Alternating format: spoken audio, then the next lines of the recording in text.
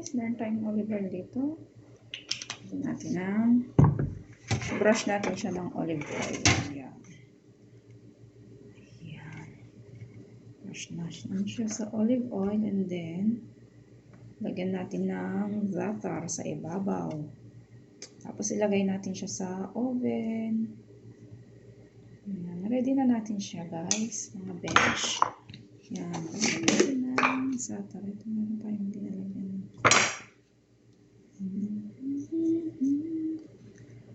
Yan lang. Tapos ready na natin. Tapos pasok natin siya sa oven. Papupulain natin. Una sa ilalim. Tapos sa ibabaw. Yan. Sabi siya. Yan.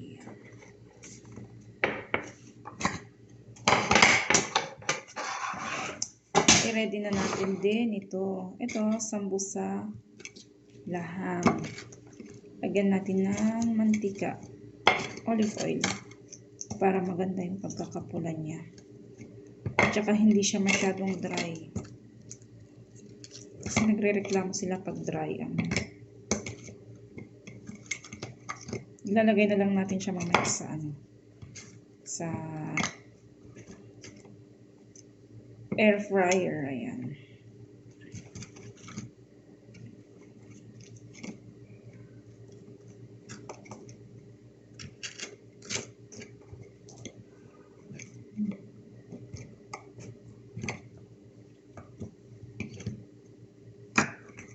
Ganyan lang siya. Tapos ilalagay natin sa air fryer, papupulahin.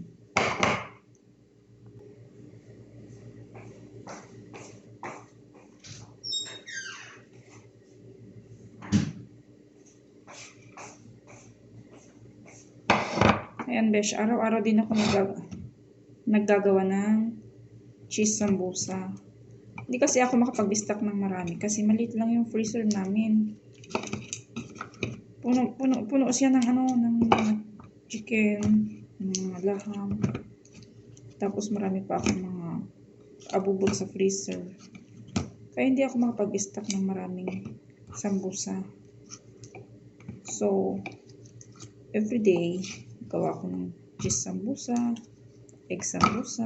Ayan, naubos na yung chicken sambusa ko. Kaya nagawa ko kagabi ng ng palaman niya para sa sambusa. Chicken sambusa.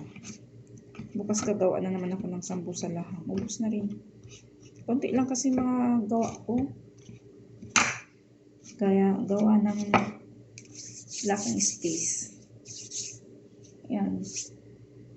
Sa outer space, maluwang. Kaso hindi ako tatanggapin doon.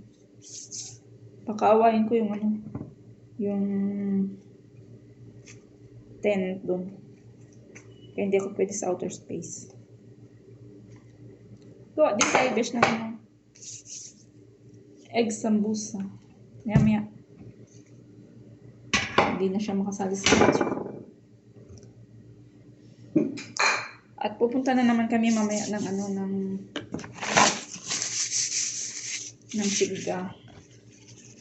May pasok pa bukas. Anong oras na naman kami darating. Luluto pa pagdating. Gagawa din ako ng jugniya. Nagagawa na ako ng dough. Nandun sa oven.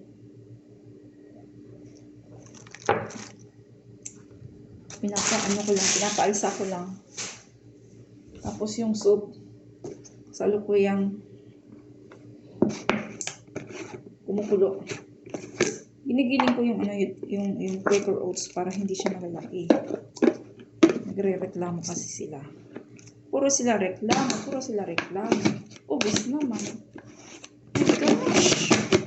Ewan ko ba sa mga to. Shout out sa lahat. Thank you so much for watching. It's 6th day. We are on our 6th day of Ramadan. Ayan. Update lang para Ramadan. Ayan. Bye-bye. Thank you.